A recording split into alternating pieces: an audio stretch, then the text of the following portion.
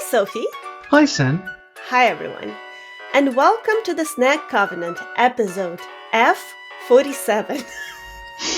Now, I'd like everybody to close their eyes and envision Twitter. Ew. What is the first thing you think of when you think of the Twitter landscape? It's a very, very loaded question. That's right, you think of Bloodborne. And we have a very, very special guest with a very, very special Twitter account with us today, Elon Musk. I am so offended. No, we actually have someone way cooler. Introduce yourself, special guest. Hello, I'm Jay Holden, and I run at Bloodborne Game on Twitter.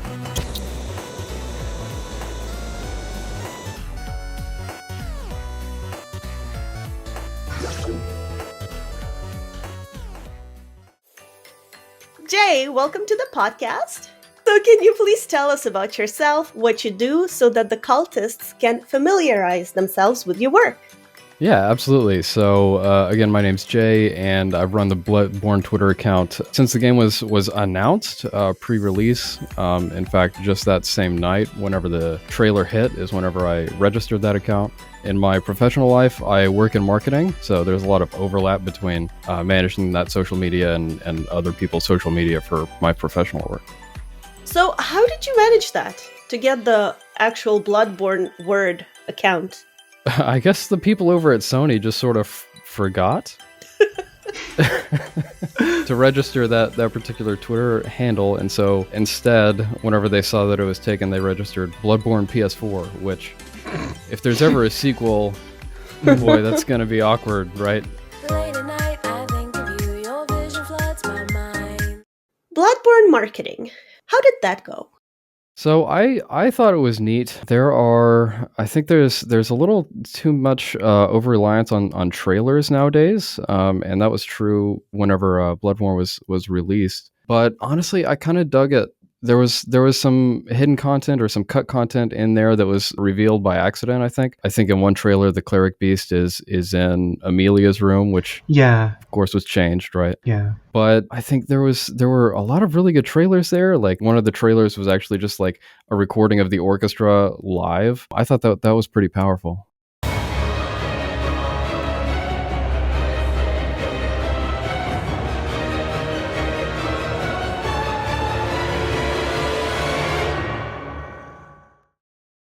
The way I heard about Bloodborne was through word of mouth, specifically my boyfriend's mouth.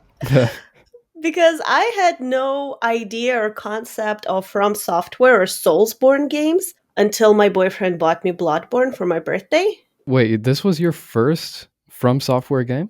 Yeah. Yeah, and Sin, what happened after that?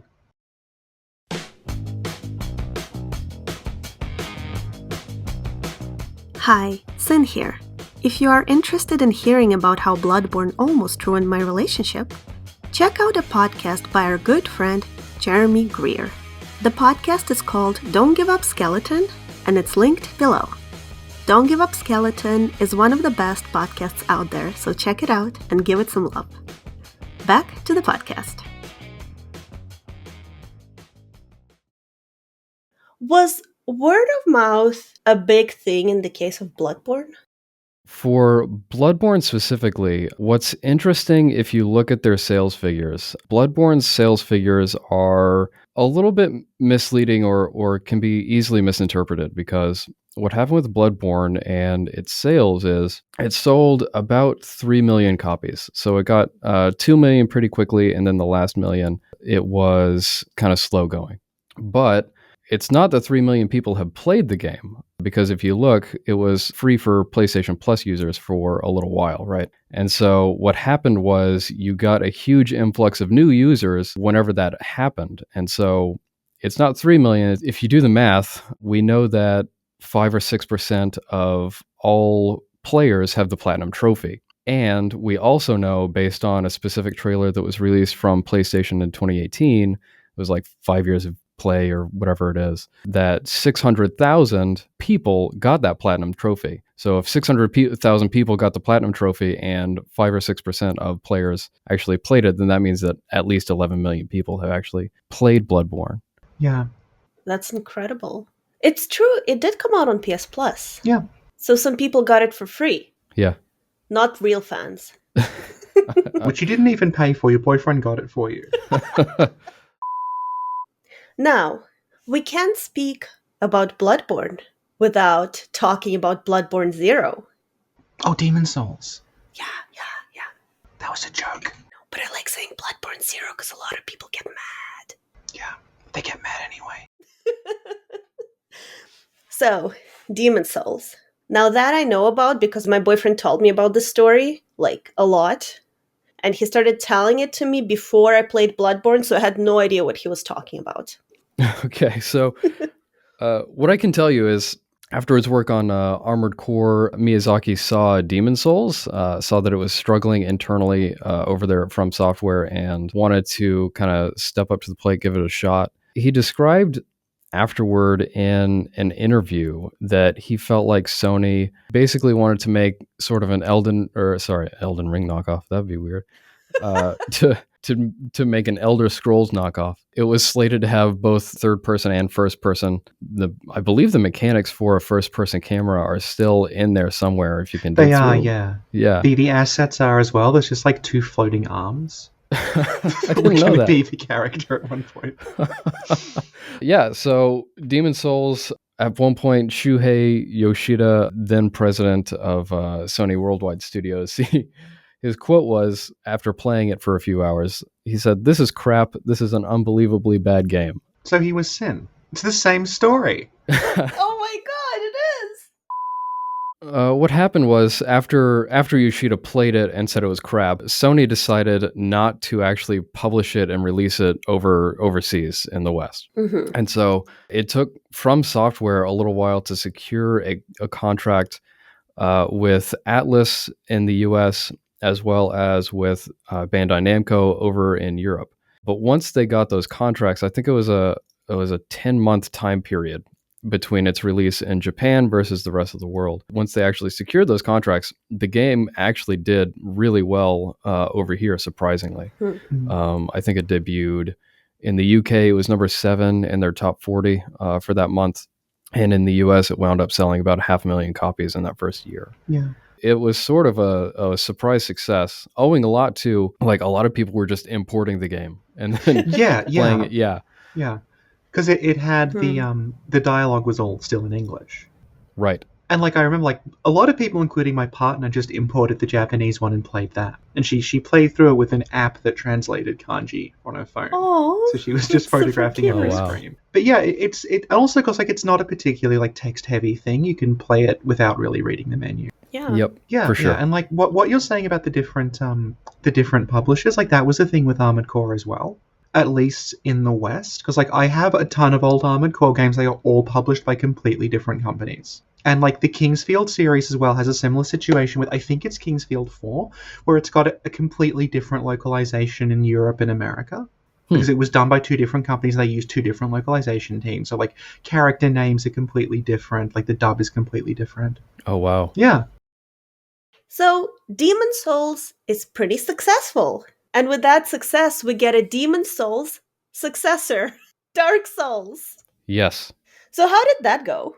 So in total, Demon Souls sold a little over 1 million copies. And so whenever we picked up Dark Souls, Bandai Namco was, as part of their agreement with From Software to release Demon Souls in Europe, they also convinced From Software to release Dark Souls worldwide. And so they became the publisher on that. In total, Dark Souls would go on to sell about 6 million copies. That does not include the remastered. I was not able to get the sales figures for Dark Souls Remastered. But Dark Souls itself, between all consoles plus PC, sold about 6 million units as of 2015.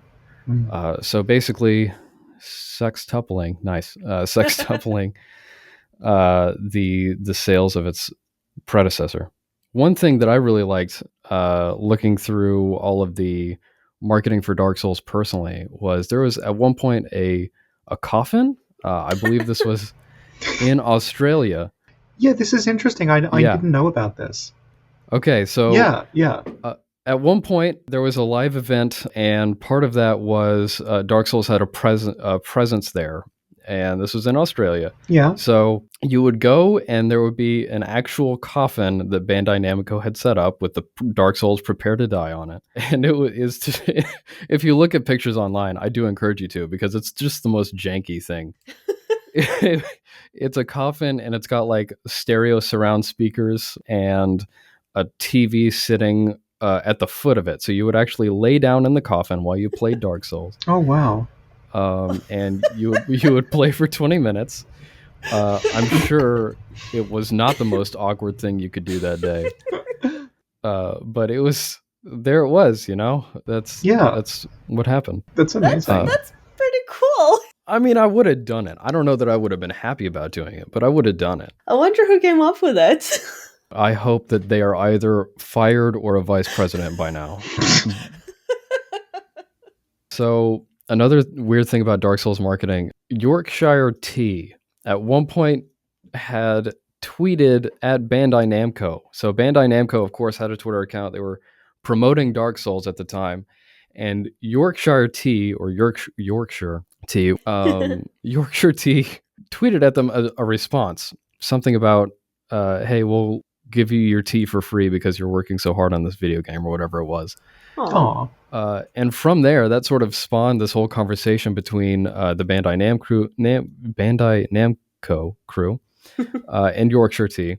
And what wound up happening is Yorkshire Tea made a one-off Dark Souls tea box, a box of 80 different teas, and they auctioned it off. So they gave it over to Bandai Namco. They auctioned it. It wound up selling for like €300. Wow. Yeah, and all of the proceeds went to, what was it? Went to special effect. Okay. Aw, Yeah, Yeah. which I thought was neat. that's Yeah. really cute. Very heartwarming story. Thank you, Jay. Now, Dark Souls had designs incorporated into their marketing campaigns.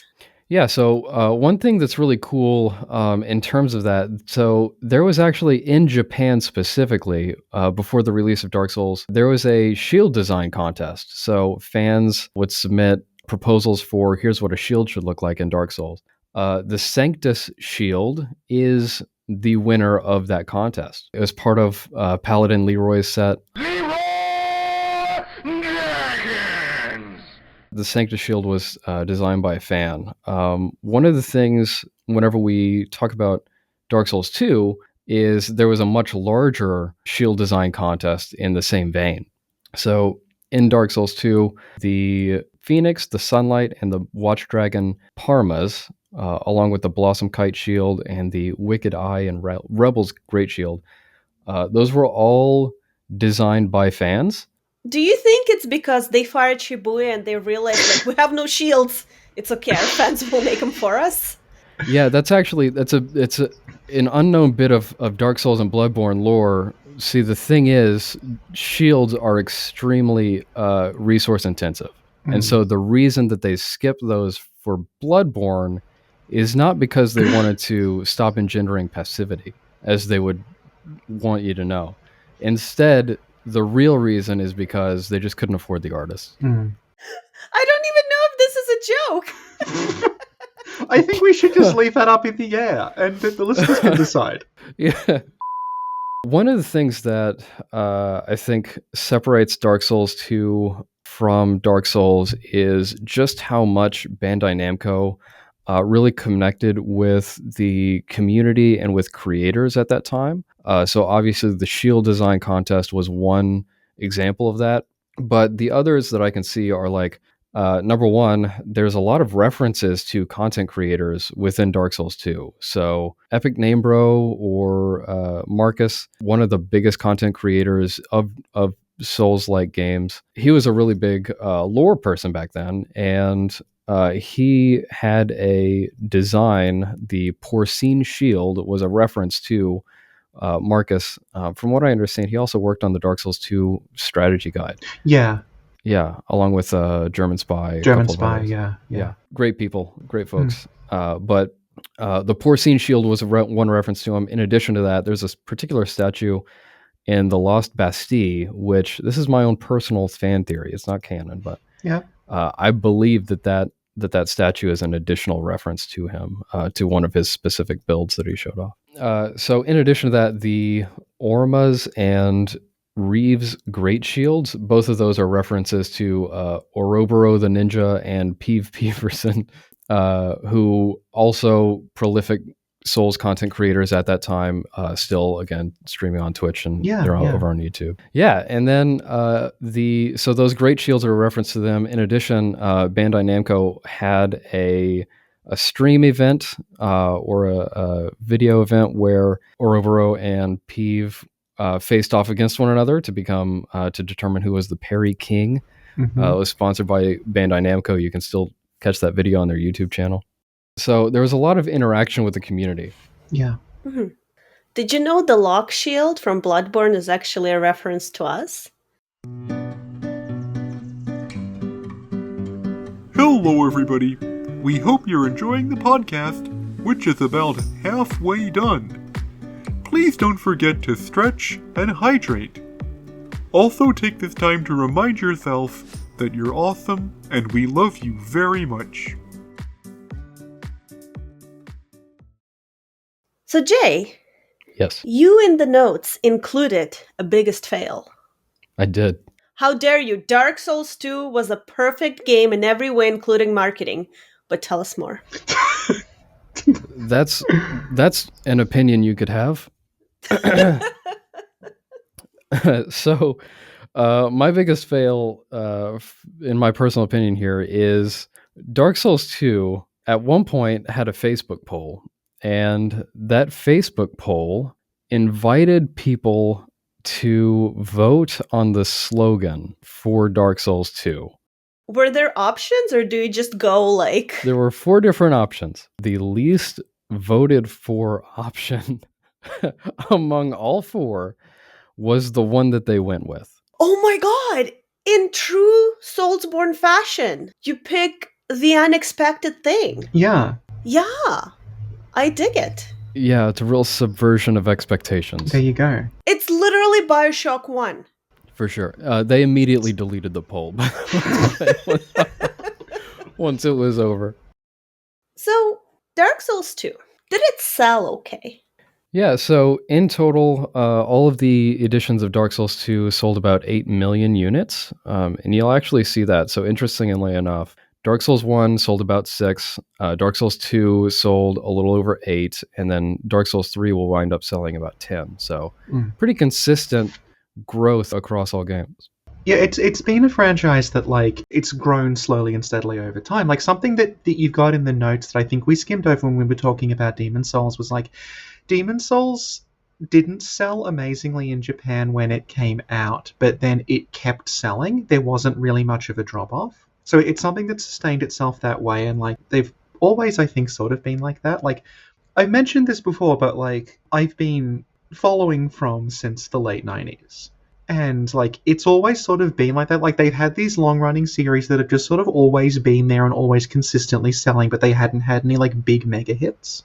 And always been, like, sort of hard to market. Because I remember specifically, like, there's a game called Eternal Ring. It's pretty much just a Kingsfield 4, but with more shooting in it. I remember it was specifically marketed as, like, this is the Final Fantasy killer. And I can't think of any RPG that's less like Final Fantasy than Eternal Ring, which is incredibly slow and incredibly, like, there is not much talking going on. It's very short. It's just walking around some tunnels. But they're trying to sell it as, like, this is like Final Fantasy, but better. Yeah, I don't think the mechanics are there. No. I played it. Yeah. It's not... I got the 100% trophy. It took me, like, 5 hours. It's not a very long game. That's what I thought Bloodborne was going to be, honestly. Because I remember, like, I knew about Eternal Ring, because Eternal Ring, like I said, it's pretty much just like, it feels like a bunch of ideas that they had for Kingsfield and didn't have any place for, so they just shoved them into a different game. So it's pretty much just Kingsfield, but with more of a focus on ranged combat. Mhm. And I remember when Bloodborne was being talked about, I'm like, oh, this is going to be the same thing. Where, like, it's just a bunch of ideas they didn't use in Dark Souls, but, like, shunted off into a little side project. And no, that ended up being, like, yeah, we all know where that went. Yeah. Yeah. I really respect Bloodborne. Yeah. You might expect that, but yeah. I'm really... What I should say is, having made the Twitter account well before it came out, I'm very good that it turned out so good. Yeah. Yeah. Yeah.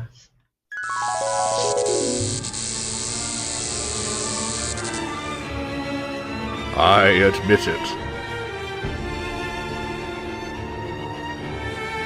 I killed Maria. A tragic figure. But you see, it wasn't his loyalty to Lawrence or Willem that guided him. It was something else entirely. So now, let's talk about Dark Souls 3. Okay. Dark Souls 3 was pretty popular. That it was, yeah. Yeah, absolutely. A lot of people think it's good. It's a value-neutral statement. Yes. Yeah. I think the coolest thing, for me personally, the coolest piece of marketing to come out of the Dark Souls 3 advertisements was the Dark Souls the movie, which was a like 80s VHS style animation. The only way forward is to fight back. Again, and again, and again, and again. When you pick a fight with the devil, you'd better be stronger than hell. Dark Souls 3. After that trailer released, there was actually a way to get your hands on this like official PDF that you could print out and put as your new sleeve for your Dark Souls 3 disc that made it look like a VHS. That's super cool. Another thing that did exist with the Dark Souls 3 marketing campaign, there's a restaurant chain or whatever it is called Meat Liquor in the UK. If you ate 20 spicy wings, which I would absolutely crush this. I'm so sad that that I can't do it. If you ate 20 of their wings, you would get a t-shirt, and you would also be entered to win a copy of the game along with it was the Yorm statue, but it wasn't called the Yorm statue. It was called the Lord of Cinder statue. Yeah, the Lord of Cinder statue, which tells you a lot about the direction of the game and how it pivoted over time. But that was fun. That's a cool thing. Yeah. We should do that. We should have like a... I think you just want an excuse to eat hot wings. Yes. Am I invited? I would do it. You can eat on behalf of me. Okay. Yeah, cool. There we go. You will be representing Sophie. You'll be like her stand. Okay. And I'll be my own stand. Okay. Excellent. We should do that. Hey, did you know a thing that I found out while researching this? In Dark Souls 2, Agdane was supposed to play a much larger role in the story. Yeah. Okay. Yeah. The Dark Lurker, a very similar animation style to him. Yeah. And his idle pose is the exact same. And it's called Agdane's Stand. Yes, Agdane's Stand. That's amazing to me. Oh, we could go on for hours about the original hypothetical function of Agdane. We have a lot of things to say about that, but I guess like what the reason they did the hot wings thing is like it was supposed to be like a challenge. Like, are you tough enough to eat this many hot wings because they're so hot? And that was like tying into the idea that like the Dark Souls series is very hard, and they went all in on like the prepare to die stuff. Like, I wasn't really around for the marketing of any of them prior to 3. Like, I was there, but I wasn't really paying attention. And you can see, like, you're going back and looking at it, like the Demon Souls trailer, like the American one, it's more making it about like you're gonna die a lot, but it's more sort of focusing on like this game has a lot of weird stuff, and it's got like sort of like asynchronous multiplayer. You can leave messages, you can invade people, and it would have like just quotes from critics saying like, you know, like this is like, I think this one that's like this is creatively cruel or something. But then when you get to Dark Souls, they go all in on this like movie trailer voice guy going like, this is the first time I died. and it's showing these characters dying over and over again. It's like prepare to die, and there's this magazine 2-page spread of like all these Dark Souls characters like walking into like a waiting room that's on fire with prepare to die written above it, and just really, really hammering home like it's a difficult game.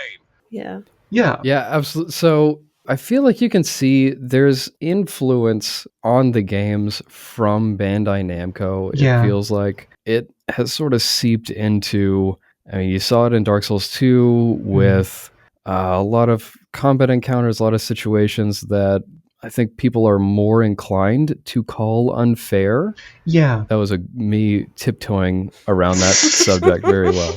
Good job, me. Excellent job. But you can see that with Dark Souls 2 especially, but you can also see it with like Dark Souls 3. Yeah. Anyway, I have thoughts on Dark Souls 2. And in Elden Ring, it does feel like there's a whole lot of effort being put into making the game difficult for the sake of its difficulty. Yeah, because like Dark Souls 1, it's not actually that difficult. Like, I think we talked about this a little bit earlier, like off mic, but my main memory of Dark Souls 1 is it came out around the same time as Skyrim, and there was comparison of the two games because they're both, like, broadly speaking, they're RPGs with a very, very broadly similar sort of, like, European aesthetic to them. But, like, they're nothing like each other, and I remember there being a big thing about, like, Dark Souls versus Skyrim was something people would talk about as if they have really anything in common.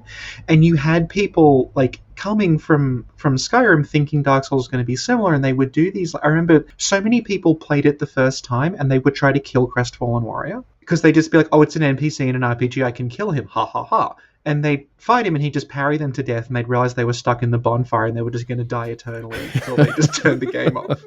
But it's like, it's not that difficult. It's just like, you're not an omnipotent god in it, which I think people were maybe used to when they heard RPG in the title. And yeah, I feel like the marketing, like, it really pushed the whole prepare to die thing, and I'm not a particularly big fan of that. I don't know, it's not like Platinum made it or something. It's not like it's meant to be like a massive skill challenge. It's just a game that you die a lot in. Like, you die a lot in Mario Brothers too. It doesn't you don't like get killed by a Goomba and then it's like trophy unlocked, fuck you bitch, or something like that. But then like you die in Dark Souls 2 for the first time and it says this is Dark Souls on the screen, and it's like, come on, like, you die in pretty much all video games that have a death mechanic. Yeah.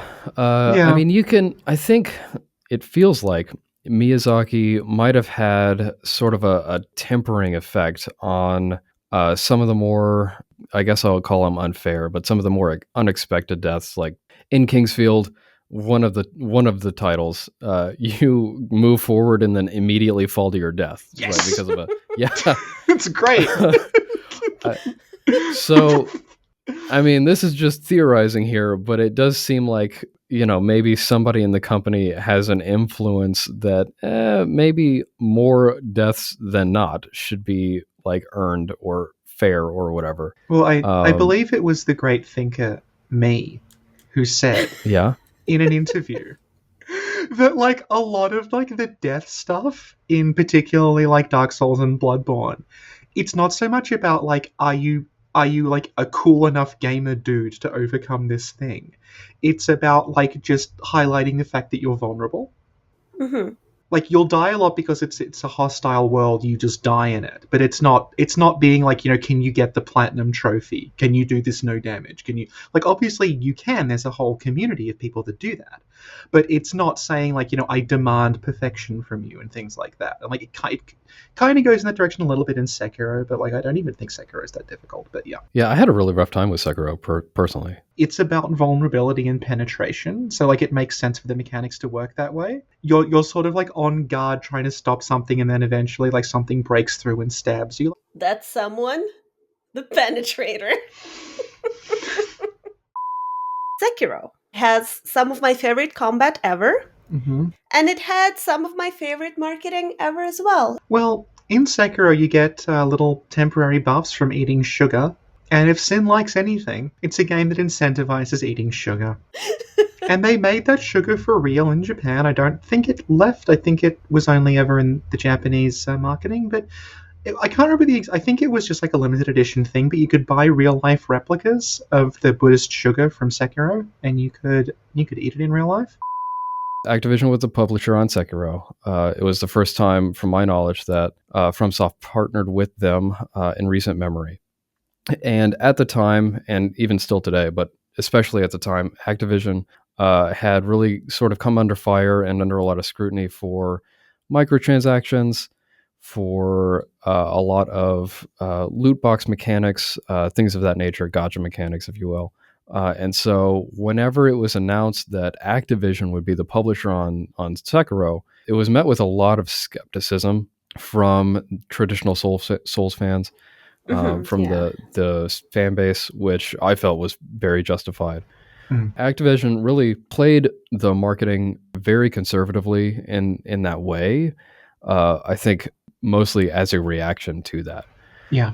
From Software has had a history of actually managing the social media accounts for each of its games themselves. So for Bloodborne, for example, Bloodborne PS4 is run by, to the best of my knowledge, I believe his name is Yasuhiro, but I think the same is true for the Sekiro account as well. Activision played basically a very small part in the marketing, aside from giving From Software all the money that it needed to create the game, as well as promote pretty traditional methods of marketing, like here's your new game trailer, we're going to put however many $1 million behind it in advertising and that kind of thing. One thing that Activision did do was it flew a bunch of content creators over to Japan. They got to sort of like witness all these ninja tools and got like a one-day training, if you will, on how to be a ninja. I remember this. I'm sure a one-day training, that's all you need, right? But yeah, that's one of the most outlandish things, which for From Software is still pretty conservative for their games. Yeah. Mm-hmm. Thank you, Jay. Thank you, Sophie. So now, recently, From Software released a little gem that not a lot of people know about. Derasene.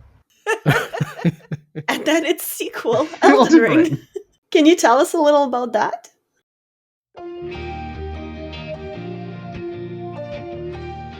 Hi, my name is Trisha. I'm a fragrance consultant, and I've been asked to tell you all about Radagon. So, I met Radagon this one time. I was working at Sephora, it was the end of my shift, and this guy comes in, and I'm like, wow, he's really tall. But he's like 40. So we start talking, and I say, what are you looking for? And he says, I'm looking for something for my wife. And I say, well, what is your wife like? And he says, she's really into astrology. And I'm like, oh my god, me too. That's how I met my bestie. We have the same birthstone. And he says, no, they have too much astrology stuff already. It's taking up too much room in the house. They want something else. So he's looking around the store, and he finds this really, really cute egg-shaped Himalayan rock salt diffuser. And he asks me if it'll take larval tear. And I'm like, yeah, it will. But if you want a little advice from me as a fragrance consultant, Altus, Bloom, and Sandalwood. So then later on I find out that he dumped her for this like rich blonde bitch, but she still loves the diffuser. Anyway, if you like that story, I'm writing a blog for Glocken's Pyromancy Academy. The link is in the description. Bye! Elden Ring just released a trailer for the Coliseum update. But Elden Ring's marketing, also handled by Bandai Namco, relatively not as outlandish, weirdly enough, as the Dark Souls marketing. You know, it's a far cry from like a statue that spews blood for the Dark Souls 3 release at E3 that year. It seemed to me that Elden Ring was, there was a lot of reliance, of course, on the fact that George R.R. Martin was involved. The tone of the marketing material, it really did tone down that whole like try hard, get good, prepare to die nonsense that we saw earlier, which I think is a little ironic because there are parts that do remind me of less fair moments in Elden Ring. That's me personally, but yeah. Yeah, I mean, there's a lot more focus on its open world, given that it is the first From Software game that's open world in that way. And I think that contributes a lot to its success, because Elden Ring has so far sold, 17, 18 million units as of last month. So far outpacing any of its previous titles. I think Sekiro was at 5 million in 2020. Dark Souls 3 was at 10 million, right? So 17 million already is just absolutely bonkers for the studio. A lot of that owing to the open world. So I think one of the things that might not be intuitive for everybody who hasn't studied up on marketing and that kind of thing for video games is that open world games have gotten hugely more popular since the pandemic started. The reason being, of course, that a lot of people are or were cooped up in their houses. Some of us still are, whatever. People being cooped up in their own house, obviously you want to go out and explore something, and an open world game really contributes to that sense of exploration whenever you don't have it here in real life. Yeah, that's very true. And they sold over 17 million copies. So that means they made quite a lot of money? At least $17 million, I would assume. I don't know how that math works. And do you think with all that money, they'll finally make one original game? Ooh. That's shots fired. I mean, I'm personally still waiting for a sequel to The Adventures of Cookie and Cream. I think we've left out the most important piece of From Software marketing, and that was Otogi meets Britney Spears. Okay, I don't know this. Otogi is these kind of Japanese fantasy hack and slash games they did. And in I think it was the first one, the trailer for Otogi had Britney Spears Overprotected playing in it. And they actually released a little CD called Otogi X Britney. Aww. Huh, okay, I need this. I really do. So, to end with, what's y'all's favorite Soulsborne game? Dark Souls. The Surge. Dark Souls 2. What's y'all least favorite Soulsborne game? Dark Souls 2. I feel bad saying 3, but I think it's 3. Elden Ring. Wow. Sophie, do the outro. That was the Snack Covenant episode F, number 47. Well, that was episode 47 of 500. And our guest was Jay from the Bloodborne Twitter account.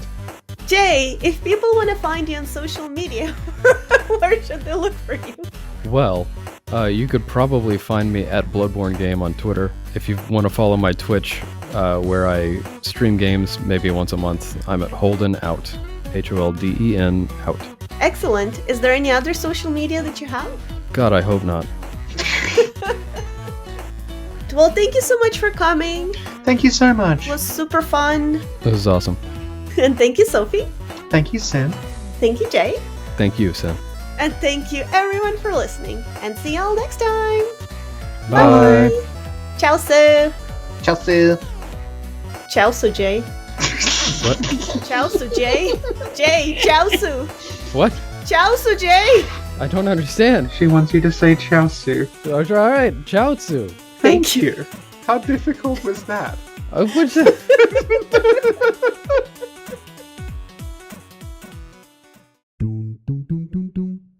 Hello, I cannot tell a lie. If you ever wondered if you are a cultist, here is a quiz. One of the notes you heard today is a note reused from a previous episode. What note was it? Thank you for watching, and have a great day! Hey, cultists, it's Jay, back again after the Armored Core 6 reveal. I'm super excited about that. I'll make this brief. One thing that you might not know is that Twitter account is located at Armored Core. That's the official one. Don't follow at Armored Core Game. That's a terrible idea. Why would you do that? So the story here is that at Armored Core has been registered for many years. At least, well, over a year is what I should say. Over a year. And how do I know this?